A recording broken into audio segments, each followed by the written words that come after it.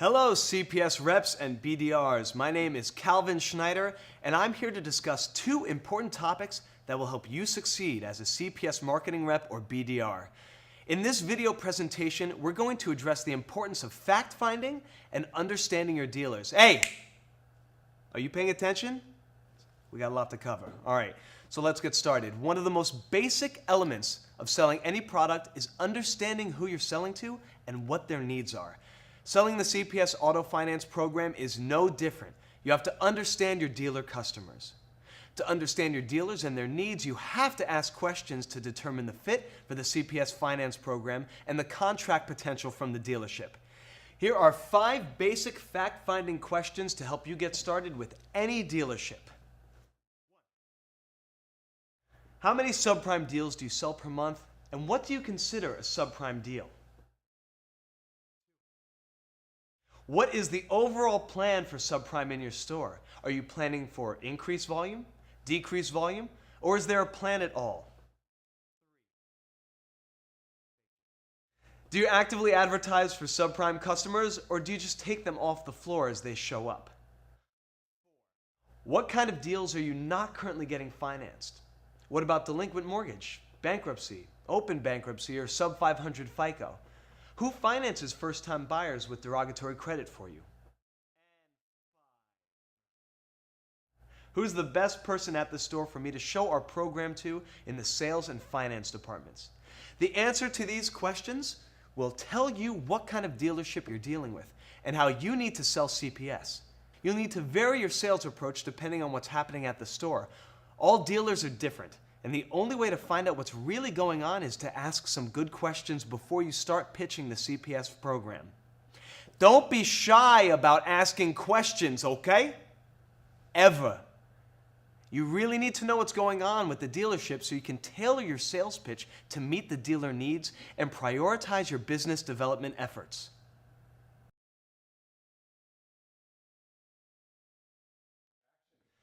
Generally speaking, you're looking for dealers that have a positive attitude towards subprime and would like to grow their business.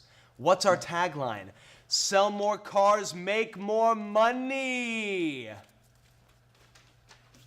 save that one. It's really important to present CPS as a means to sell more cars, rather than CPS just being an alternative to some of their existing lenders.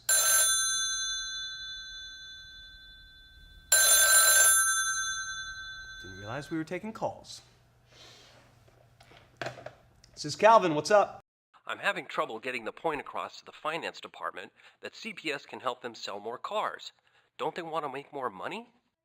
Okay, I want you to think about it this way. The sales department runs the front end of the store, not the finance department. Let me ask you something. Is the goal of the CPS program to help dealers sell more cars? Of course. Okay, well, tell me if I'm wrong, but shouldn't you direct some of your sales efforts at the people actually responsible for selling the cars? Well, yes, I guess you're right. Sales sells, finance finances. Yeah, exactly. Listen, a common mistake many reps and BDRs make is just talking to the finance department and not spending enough time with the sales department. Huge mistake. Think about this. If the sales department doesn't know that CPS will finance customers with an open BK, delinquent mortgage, or a 450 FICO score, then the sales department won't sell cars to these customers. If the sales department doesn't sell cars to these customers, then the finance department won't ever see a contract with an open BK or a delinquent mortgage or a 450 FICO score. And guess what? The finance department will tell you we don't have those customers, when in reality, the subprime credit spigot is shut off at the sales desk. So, let's review the dealership dynamic between sales and finance. The sales department has the responsibility to sell cars. The finance department has the responsibility to get the customers financed. Finance managers are often creatures of habit. They generally prefer to stick with their current lenders and typically don't want to venture too far from their comfort zone in terms of credit depth. Conversely, sales departments are generally more aggressive and are looking for ways to sell more cars. You need to hit these guys with how the CPS program can sell more cars. In most dealerships, the finance department is paid primarily on back-end products like reserve, service contract, and gap, and many subprime deals don't have much back-end profit.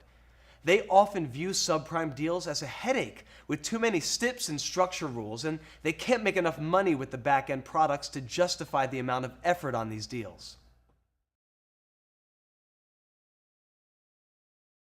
Now that you have some sense of how to ask questions for effective fact-finding, and you know more about the interaction between the sales and finance departments, let's look at the next important step, which is how to position CPS in the dealer's lender lineup.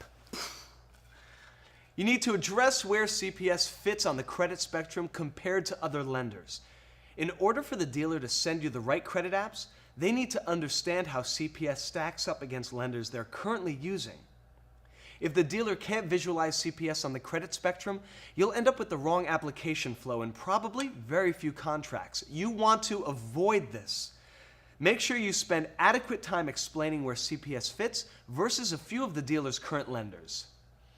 It's important the dealer understands that CPS is not AmeriCredit or Capital One.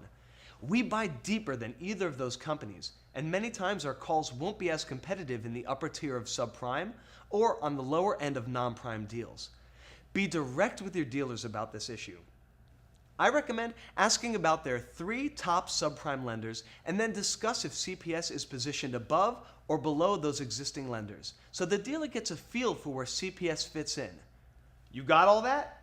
In addition to properly positioning CPS on the credit spectrum, you also need to get a clear picture of the credit depth the dealer works with.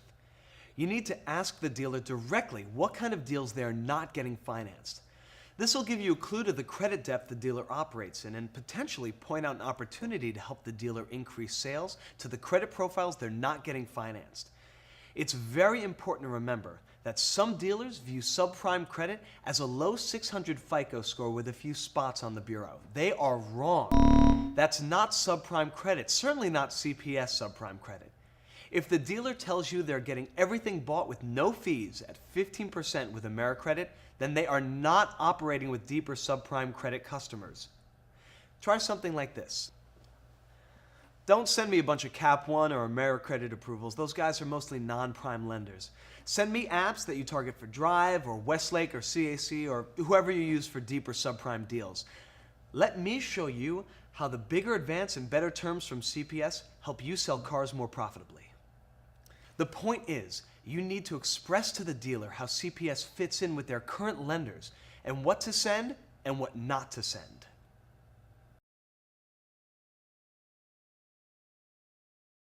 Fact. All dealers have customers with bankruptcy, low FICO scores, repossession, delinquent mortgage, and so on. Which means, of course, all dealers can potentially use the CPS program. This is especially true given the shaky economic climate of the past few years. Let that sink in for a moment.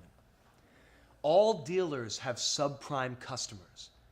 Many dealers just let these customers go to other dealerships because they don't know how to effectively sell cars and finance these customers. And there are plenty of dealers that began serving the subprime customer and got stuck with the unfunded contracts. These unfunded contracts were the result of sloppy business practices when taking a credit app or collecting stips, or the dealer ended up accepting bad down payments. These dealers will be the most reluctant to give subprime a second chance, and these stores most often will be the ones that tell you they don't have subprime customers. In reality, they do have subprime customers, but they're just not comfortable serving this market segment. If a dealer tells you, we don't do subprime, it's important to see if you can find out what happened previously that turned the dealer off to this very profitable market segment. The goal is to steer the conversation to the profit opportunity of selling to subprime customers and address the most basic steps of taking an accurate credit app and collecting stips for easy, fast funding. Also, hesitant dealers need to hear that you'll give them tons of support. It's somewhat like coaxing a hesitant person into the water. It takes a little work, but once they're in, it's a great experience. Some of the most promising stores you'll work with are the dealers that are not active in subprime, but would like to get going and sell more cars to subprime customers. Mostly, these dealers will listen to your direction and set up basic controls to generate cashable deals. So, don't get frustrated if the dealer is not active in the subprime. Think of these dealers as a clean slate. And you get to be the first subprime lender they use to launch their subprime sales efforts.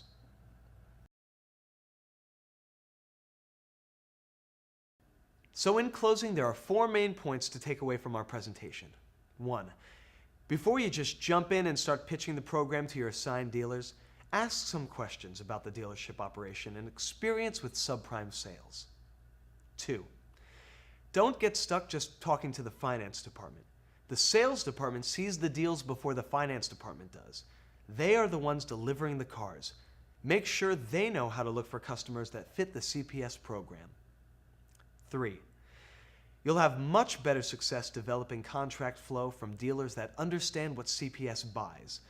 To build this understanding, you need to make sure the dealer can place CPS on the credit spectrum in relation to other lenders they use.